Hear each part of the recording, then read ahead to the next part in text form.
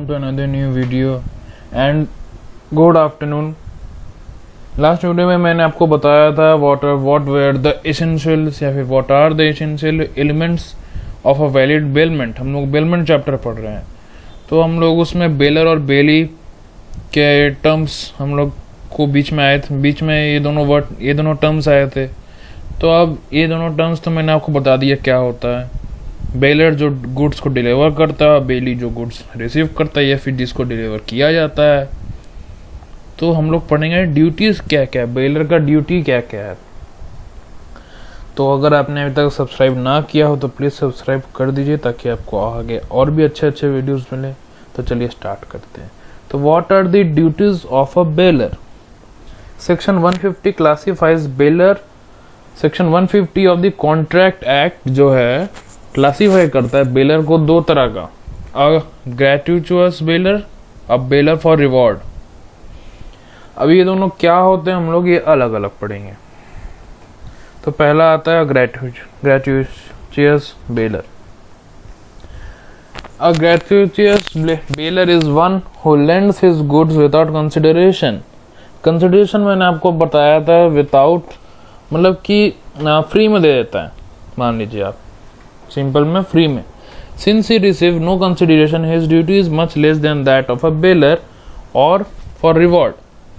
तो जब ये इसको कोई कंसिडरेशन मिलता नहीं है तो इसका ड्यूटी बहुत कम है। एज फॉर जिसको कंसिडरेशन मिलता है, जिसको रिवॉर्ड मिलता है, जो इसका सेकेंड पार्ट है। He is bound, a gratuitous bailor is bound to disclose to the bailee the fault in the goods bailed. मतलब अगर कोई मतलब कि अगर जो बेलर है, अगर जो गुड्स वो दे रहा है बेली को, अगर उनमें उस गुड्स में कोई फॉल्ट है तो उसको डिस्क्लोज करना पड़ेगा, बेली को बताना पड़ेगा। But he is liable to disclose the faults of which he is aware. मतलब जो जानता है कि ये सर्टेन गुड्स का फॉल्ट है, डिफेक्ट है, तो वो बेली को बताना पड़ेगा। एंड विच में materially interfere with the use of them. If the bailor does not make such disclosure, he will be responsible for damage arising to the bailey directly from such faults. अगर वो नहीं बताता है बेली को कि उस certain goods में ये डिफेक्ट थे, तब उसको वो रिस्पॉन्सिबल ठहराया जाएगा और उसको डैमेजेस देना पड़ेंगे arising to the bailey directly from such fault. बेली को जो लॉस होगा, जो डैमेज होगा, उसको वो कंपेंसेट करना पड़ेगा। It is well settled that a gratuitous bailor is not liable for faults और defects in the goods lent of which he is not aware.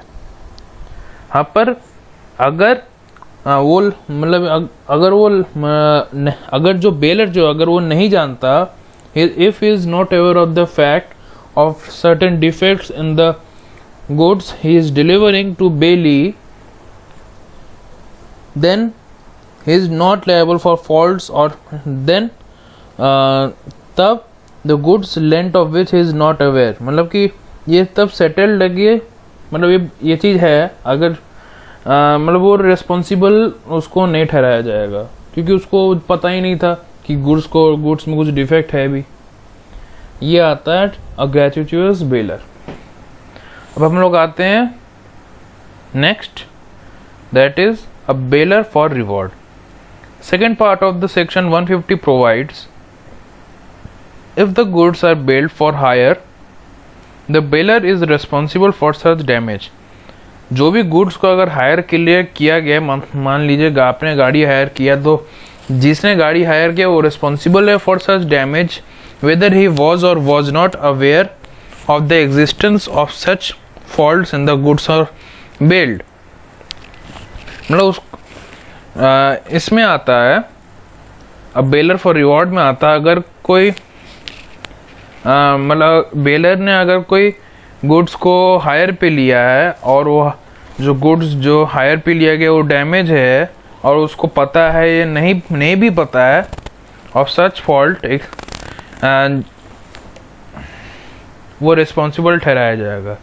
But under the English law the well recognised view is that a bailor for reward is responsible for insuring that the goods delivered are fit for purpose for which it is hired, मतलब but English law के हिसाब से baler for reward में उसको responsible है for insuring that the goods, जो भी goods उसको डिलीवर किया गया है वो फिट फॉर द पर्पस है कि नहीं, या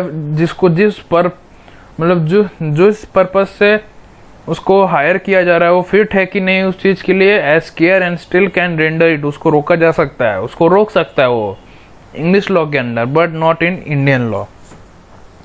अब हम लोग एक तो केस लॉ लेते हैं, read versus dean, REED versus DEAN, wherein a motor launch hired from the defendant caught fire, motor launch hire from the defendant, जो डिफेंडेंट है उसमें आग लग गया, मोटर लॉन्च में आग लग गया, and the plaintiff were injured, जो सफरिंग पार्टी था वो उसको इंजरी हुआ, since the fire fighting equipment was out of order, जो फायर फाइटिंग जो इक्विपमेंट्स जो था वो सब आउट ऑफ ऑर्डर थे।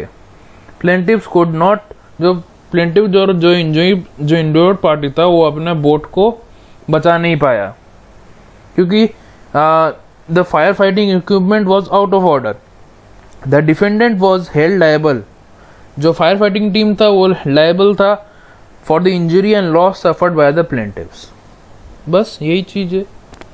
अब आगे की वीडियो में मैं आपको ड्यूटीज ऑफ बेली बताऊंगा, अभी के लिए मैं इतना तक ही रखूंगा, ड्यूटीज ऑफ बेलर। अगर आपको समझ में आ जाए तो please like share and subscribe ज़रूर कीजिए, ताकि आपको और भी ज़्यादा से ज़्यादा वीडियोस मिले अच्छे से। और अगर कोई डाउट आता है कॉन्ट्रैक्ट से रिलेटेड या बेलमेंट से रिलेटेड, कोई क्वेरीज आते हैं तो आप कमेंट सेक्शन में प्लीज़ बोल दीजिए। तब तक के लिए stay safe and stay at home. Thank you.